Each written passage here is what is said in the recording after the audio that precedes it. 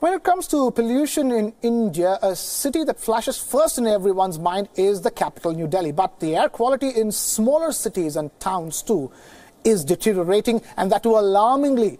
In some cases, it is much worse than the capital. India is home to top 10 most polluted cities in the world, but it's not just New Delhi that bears the brunt of heavy pollution. Due to the absence of up-to-date analysis and research, there is little information about the air quality in other parts of India. So much so that North and South Indian states put together have less than half of the real-time air quality monitoring stations as compared to that in New Delhi and adjoining regions. In the month of May this year, the World Health Organization, WHO, published its report listing the most polluted cities in the world. 19 of the top 20 cities belonged to India. Industrial city Kanpur in the state of Uttar Pradesh tops the list of the most polluted cities in Earth. This is followed by Faridabad, an industrial city in the state of Haryana. Then the holy city of Varanasi, again from the state of Uttar Pradesh. Cities from Bihar are next in line on the pollution index. Gaya and capital city Patna. On the 6th position is India's capital, Delhi. The rest, most polluted cities include Lucknow, Agra, Muzaffarpur and Jammu and Kashmir. Capital, Srinagar. Last October, when thick smog engulfed Delhi and the adjoining areas, India's top court ordered an action plan to curb toxic emissions.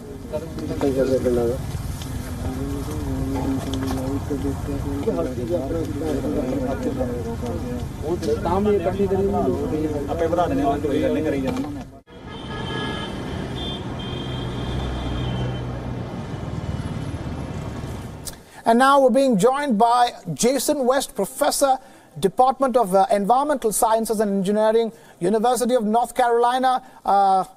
Jason West, thank you so much for taking time out to be with us here on Your Story on Wion. This situation, this conversation happens every single time about the national capital of India at this time of the year. How worse has it gotten in the recent past? Well, happy to be here. Delhi has gotten worse over the past several years. Certainly compared to a few decades ago, it's much worse than it used to be. And you highlighted correctly before how Delhi and other major Indian cities compare with some of the most polluted cities in the world, where India really stands out as having some of the most polluted cities in the world today.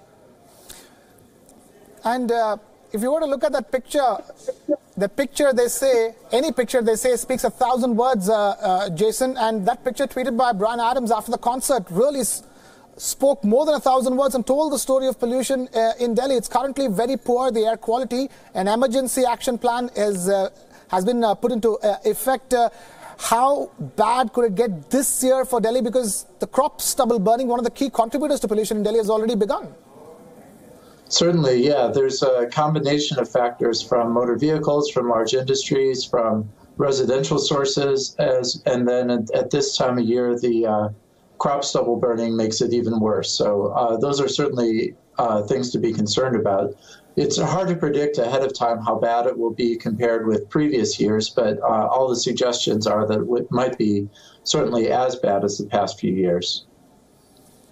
And what can India do? What can the national capital do this time around? We are bracing for a really cold winter in India's capital over here.